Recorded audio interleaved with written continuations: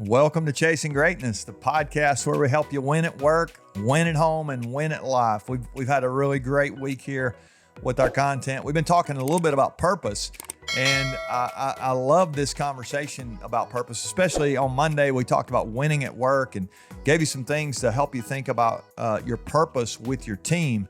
As we're focused a little bit there on team, but today I want us to dive into what it means to win at life, and I think purpose is a big part of our lives as well. So it is going to be a really good conversation. I think you're going to think of somebody today that you want to encourage, and I hope you'll pass this along to them. Continue to share and help us as we grow these downloads. If you haven't downloaded yet or hit the subscribe button, I hope you'll do that. No matter where you listen, and we love the comments you leave, and any questions you have, you can reach out there wherever you're listening, or if you're watching on YouTube, hit us up. We'd love to hear from you. So I remember it was maybe 20 years ago, my wife comes to me and she says, I want to build a house. And I'm thinking, we have a house. That's actually what I told her. I said, we have a house. And she's like, I want another house. And I'm not very smart. And so I'm thinking, why do we need two houses? And she says, we don't need two. I don't want the one we have anymore. I'm ready to be done with this house. I'm like, well, this is a perfect house. What's wrong with it? And my wife she is the smart one, and she understands because we have four little girls at the time that the one bathroom that the four of them were sharing was not going to be ideal as they continued to get older. And so, so she talks me into buying some land, and we built a house. Now, I say we did. She was pretty heavily involved, and but we had somebody to help us, which was really good. I mean, it would have been a really dumb decision to just say, okay, I got this, and head over to Home Depot or Lowe's or wherever and buy some boards and try to, that doesn't even make any sense. I mean, there's got to be some other way to do this, I'm thinking. So we had some people to help us, thankfully, and we actually still live in the house where we built that house almost, I guess, 19 years ago now, almost, and so it's been a great house. Our kids are grown now, and we got plenty of bathrooms, and it was fantastic being here. But here's what we started with. It was actually a set of plans, a blueprint almost. I say almost because my wife had drawn a set of plans that she said, this is the house I want. And she'd gone to a local office supply place and had the graph paper and the pen, and, she got all the stuff, and she's kind of a closet architect, really. And she's always drawing stuff and moving walls and, all this kind of fun stuff, decorating. She loves that stuff. And so her design mind was really beneficial because it laid out on paper.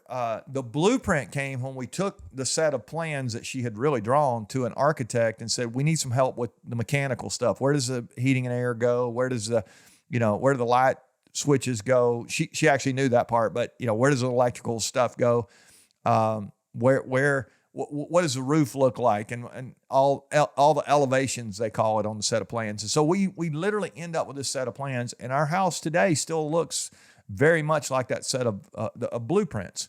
So when I think about a person's life or winning at life, as we're talking about today, do you have a blueprint for the life that you're trying to build? It's shocking to me how many people are just winging it when it comes to their to their life. I mean, they really don't give a lot of thought to who they are, what they're trying to accomplish, all those kind of things, and what their purpose is. And so I want us to think about that a little bit today. So we'll call this our clarity conversation. I'm going to give you 5 different C's. They all start with C that I'll share with you over the next 5 weeks. We're going to look at these, and I think together these 5 will become a little bit of a blueprint to help you stay locked in on the life that you're trying to build. Now, years ago, I remember I was driving through North Georgia. I'm a North Georgia guy. I grew up I'm a country boy, and I find myself lost one day up in the mountains, and I am, it's like, this is not going well. And I actually have a pretty good sense of direction. So most of the people that ride with me will tell you that I'm not stopping for directions very often, but I am really lost. I'm in a mess. I'm in a place. I have no idea where I am. And I pull over, and there's this guy on the side of the road, and I start talking to this guy, and I'm asking him, like, do you know where we are? And here's his question to me. This was great. He says, where are you trying to get to? Which is kind of, it's not good. It's not great grammar, but it's like, where are you trying to get to? And I told him where I was trying to go, and he says, well, you go down here and you take a right, and then you'll go a couple of miles, you take a left, and the road will get a little crooked, and you take another right, and well, thankfully, again, I said I'm from the country, so I understood him pretty much, and so I follow his directions. His grammar wasn't great, but his directions were fantastic, and I end up exactly where I wanted to be, which I was beginning to wonder if that was going to happen. When you think about your life, do you have a set of directions that you're following? I mean, it'd be so cool if we just had a GPS coordinate that we could plug in, and we just start our day, and the next thing you know, we end up where we're trying to go. And so I love this question, where are you? It's our starting point. It's where I met the guy on the road. We had to start right there where I asked for the directions, but I needed to also know where I was trying to go. I've told you guys before, I've shared the last couple of Fridays passages from the Bible. I love to read the Bible. There's a great question in the Bible. It's actually the second question, I think, that was maybe ever asked in the history of the world. It's found way back in the Garden of Eden. Whether you read the Bible or not, you've probably heard of Adam and Eve. They're the first man and woman, and they've eaten the forbidden fruit, if you remember the story. And the Bible says that they were ashamed, and they hid themselves in the Garden of Eden. And then all of a sudden, God shows up on the scene, and he asks this question, this second question that's ever asked. He asked the question, where are you? Where are you? Now, if you have children, perhaps you've lost your kids before. We lost ours a few times through the years. We'd get in a store. I remember one time at the beach, one of them wandered off, and we're trying to find where. It's hard to keep up with four. I'm convinced that God had not lost his kids in the Bible. That's just not, if there is a God, he had not lost his kids. And I believe there is one. He knows exactly where Adam and Eve are. What he needed for them to do was to admit to themselves where they are. And so my question for you today is, where are you? Like, what is your current reality as it relates to your life? Are you winning at life right now? Are you really maximizing your potential, chasing greatness? I mean, trying to be all that you can be, to steward your life in the correct way? Or are you just, spinning your wheels, wasting your time, drifting aimlessly? Or maybe you're settling for mediocrity. You're complacent, disengaged. I see people all the time who are frustrated because they know they're not living up to their potential. And I just read recently, somebody said that the one thing we don't want to die with is potential.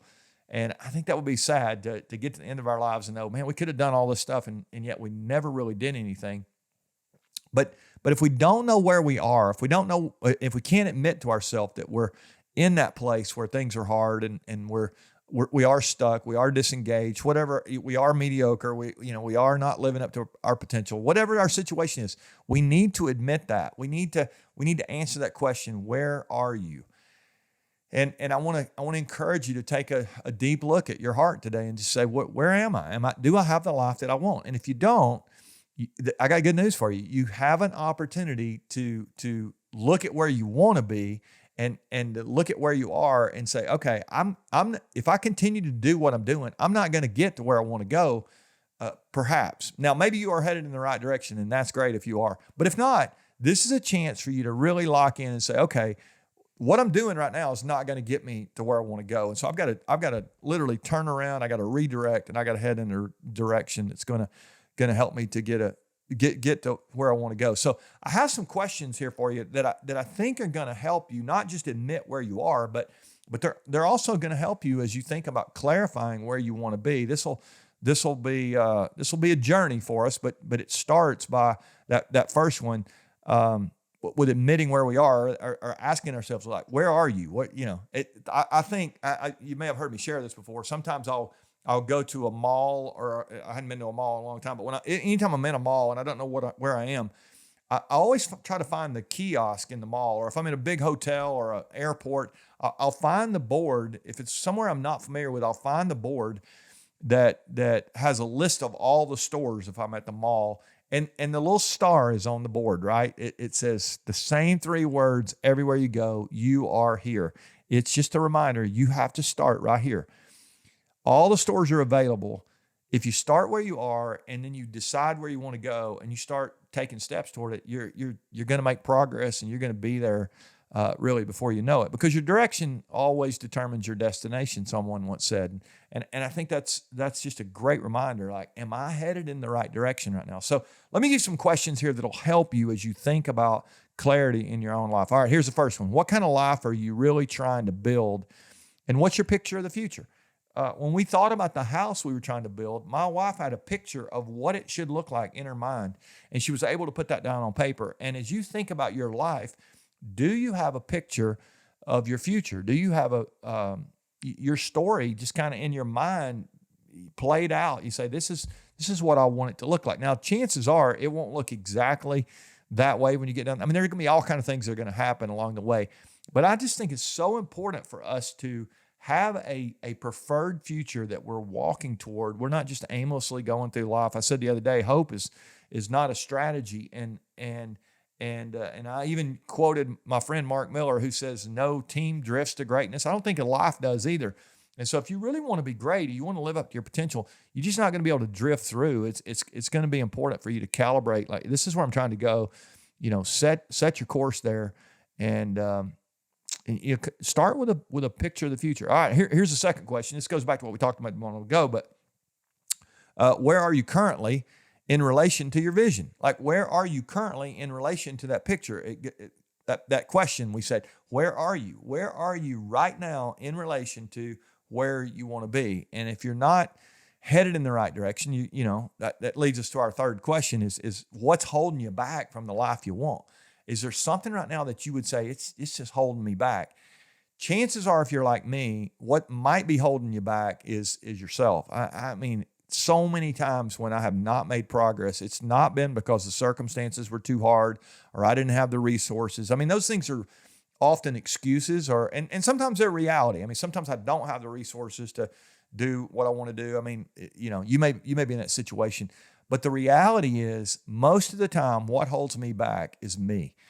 And so if you're like me and you're holding yourself back, let's unleash that. Let's make sure that we have not only a mind and heart that is grounded in reality. We know where we are. We know where we're falling short. We know where we're struggling or we're not living up to our potential. Maybe there's a place where you're not even giving effort, or you found yourself in a circumstance that you don't even know how to handle, maybe, and it's just got you paralyzed. Or maybe you're in a situation, you've created your own negative circumstance and you've done it to yourself, but yet you haven't admitted it to yourself. So I want to encourage you to, let's get locked in on where we are. Let's decide where we want to go. Let's have a picture of that. Let's get real clear on that. We said on Monday, a team should ask themselves often, why are we a team? But what are we trying to accomplish? I think a person should, or an individual should ask this question as well. Like, what are you really trying to accomplish? Where are you trying to go?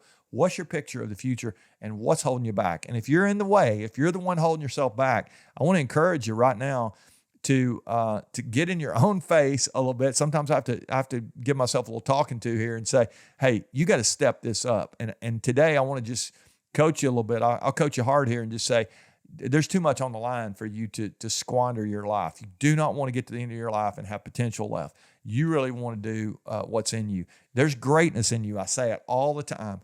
There's businesses in you. There's books in you. There's dreams, songs, poems, all kind. I mean, whatever it is you're about, that is in you. Let that out. Unleash that. We need you. We need you to be your best. We need you to be great. If you will be great, you'll help the rest of us chase greatness as well. And I think that's so important. So let's live this weekend as we go into the weekend. Let's think about what is our purpose? Like, are we clear on that? I think it's the number one C of self-leadership. When I think about these 5 C's I'm going to share with you, I'll give you another one next Friday. But today, it starts with our purpose. It starts with clarity. Are you locked in on why you're alive and what you're trying to accomplish. And if you'll get locked in on that, I think you can make a great difference, not just in your life, but in the lives of those around you. So let's keep chasing greatness. It's so important for us to do that. Find somebody that needs a word of encouragement. I hope you'll share this with them. Let them know. If you got comments, you got any ideas here, we'd love to hear those. Love to dialogue with you. We love you guys. I'll see you on Monday. We're going to come back and we're going to give you another episode on winning at work. But right now, let's work on winning at life. We do that by getting clear on what we're trying to do. All right. See you guys.